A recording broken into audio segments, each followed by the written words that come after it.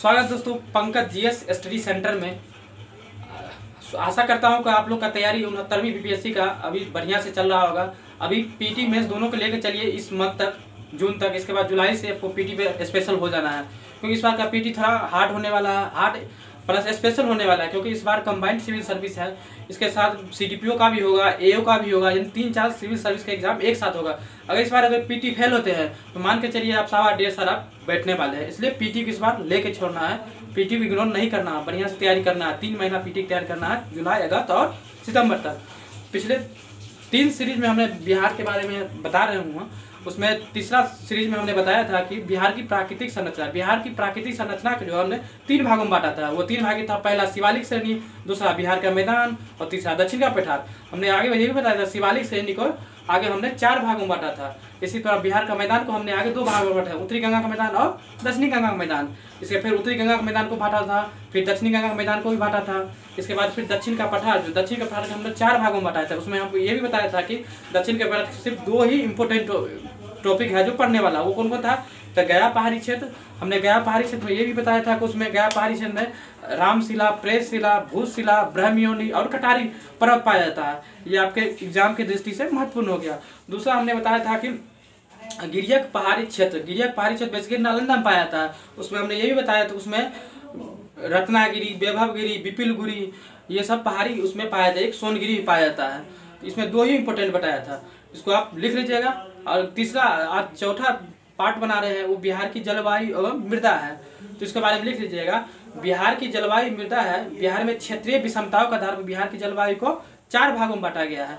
क्षेत्रीय विषमता को 4 भाग, कौन कौन सा भाग ये देख लीजिएगा। पहला हमने लिखा है कि उत्तर पश्चिमी गिरिपथ प्रदेश। तो दोस्तों उत्तर पश्चिमी गिरिपथ प्रदेश में आप जानते हैं कि इसमें पश्चिम चंपारण और पूर्वी चंपारण वाला क्षेत्र आता है। उत्तर पश्चिम में यही पश्चिमी चंपारण वाला रीजन आता है। दूसरा आ गया उत्तर पूर्वी प्रदेश। बिहार के उत्तर पूर्वी में जानते हैं दोस्तों कि अररिया, किशनगंज, सुपौल ये सब आता है, तो ये वाला रीजन हो गया। तीसरा रोहतास का पश्चिमी निम्न पठारी प्रदेश, तो रोहतास वाला दोस्तों जानते हैं रोहतास कैमूर वाला क्षेत्र हो गया। इसके मध्यवर्ती प्रदेश, तो बिहार का मध्यवर्ती प्रदेश जैसे कि पटना हो गया, पटना के आसपास का रीजन होगा वो बिहार का मध्यवर्ती प्रदेश हो गया। ठीक है, तो बिहार के जलवायु के बारे में आप बता रहे हैं कि प्रभावित करने वाले कौन कौन कारक होता है। उसके लिए हमने एक टर्म बताया है, लैंड फॉर्म। दोस्तों लैंड फॉर्म को इसको इस तरह विस्तार कर बता रहे हैं।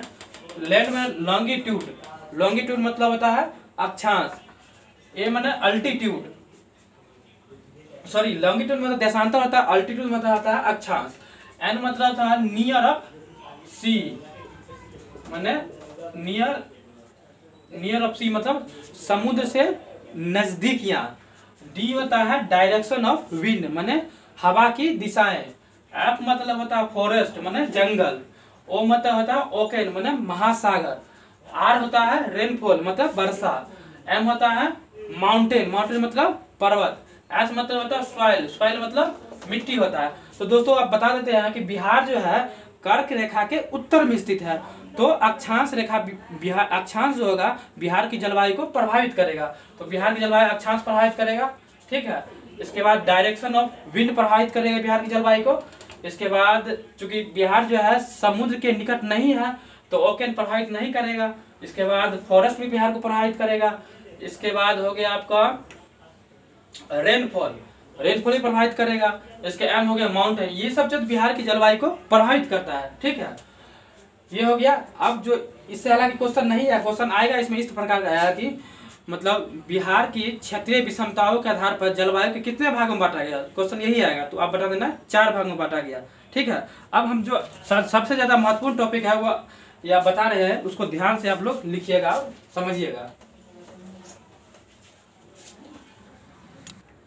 दोस्तों अब बता रहे हैं कि बिहार में 3 कृषि विशिष्ट जलवायु क्षेत्र है। कितने हैं? 3। अब तीनों कृषि विशिष्ट जलवायु क्षेत्र का तीनों को अलग प्रदेश के अलग अलग भागों में बांटा गया है। अलग अलग भागों के आधार पर उसमें अलग अलग जिले शामिल होंगे। ठीक है, तो लिख लीजिए बिहार की कृषि विशिष्ट जलवायु को 3 भागों में बांटा गया है। बिहार की